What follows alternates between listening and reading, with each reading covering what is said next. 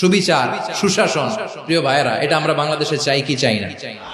এই যে অরাজকতা, এই যে অন্যায়, এই যে জুলুম, এই যে ইনকনসিস্টেন্সি, সমাজের অসঙ্গতির প্রধান কারণ জাস্টিস নাই, সুবিচার নাই, সুশাসন নাই। শেষবারের মতো আওয়াজ করে বলেন তো, আমরা বাংলাদেশে আদল চাই কি চাই না? তাহলে প্রথম নির্দেশনা শেষ, আল্লাহ তাআলা তোমাদেরকে আদলের আদেশ দেন। এরপরে আল্লাহ বললেন, আমি তোমাদেরকে ইহসানের আদেশ দেই। ইন্নাল্লাহা ইয়া'মুরু বিল আদলি ওয়াল ইহসান। আমি তোমাদেরকে যেমনি আদলের নির্দেশনা দেই, তেমনি ভাবে তোমাদেরকে ইহসানের নির্দেশনা দেই। ইহসান, আওয়াজ করে সবাই বলেন তো ইহসান।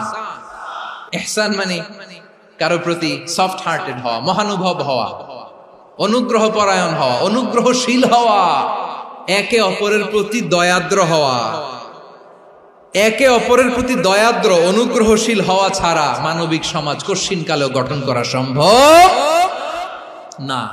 প্রিয় ভাইয়েরা, সুন্দর আচরণ দিয়ে, ইহসান দিয়ে যা জয় করা যায়, নরম আচরণ দিয়ে যেটা অর্জন করা যায়, কঠোরতা দিয়ে সেটা পারা যায় না।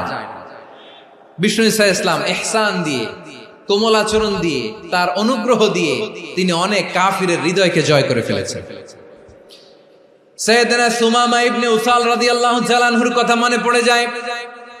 তিনি ছিলেন ইয়ামামার বাদশা। মদিনাতে বিশ্বনবীকে হত্যা করার নিয়তে এসেছিলেন। গোপনে গোপনে বিশ্বনবীকে হত্যা করে আবার ইয়ামামাতে তিনি ফিরে যাবেন।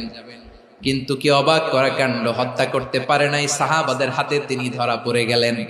সাইয়েদনা সুমামা ইবনে উসাল রাদিয়াল্লাহু তাআলা আনহু হত্যার নিয়তে আসলেন, কিন্তু হত্যা করতে পারলেন না। সাহাবারা ওনাকে ধরে ফেললেন, ধরে মসজিদে নববীর পিলারের মধ্যে বেঁধে রাখলেন। সুমামা ইবনে উসাল, সিরাত থেকে শুনে, সিরাত থেকে শোনাচ্ছি, রাদিয়াল্লাহু তাআলা আনহু ইয়ামামার অধিপতি ছিলেন। বিশ্বনবীকে হত্যার জন্য আসছেন, ধরা পড়ে গেছেন, এখন মসজিদে নববীতে বেঁধে রাখছে, তার মানে বন্দী। এখন স্ট্যাটাস কি? বন্দী, ক্যাপটিভ। তো বিষ্ণু ঈসা ইসলাম সাহাবাদেরকে বললেন, তার খোঁজ খবর নিও, সুমামা ইবনে উসালের খোঁজ খবর নিও। সাহাবার বলেন, ইয়া রাসূলুল্লাহ, আপনাকে হত্যা করতে এসেছে, তার তো কঠিন ক্যাপিটাল পানিশমেন্ট হওয়া দরকার, কঠিন শাস্তি হওয়া দরকার। বিশ্বনবী বললেন, না, আমি যেটা জানি তোমরা সেটা জানো না, তোমরা সুমামার সাথে ভালো আচরণ করো। বিশ্বনবী সুমামার কাছে গেলেন। প্রথম দিন যে তিনি কালেমার দাওয়াত দিলেন, ইমানের দাওয়াত দিলেন, ইসলামের দাওয়াত দিলেন, রিসালাতের দাওয়াত দিলেন, আখিরাতের দাওয়াত দিলেন। পরের দিন যে বিশ্বনবী সালাম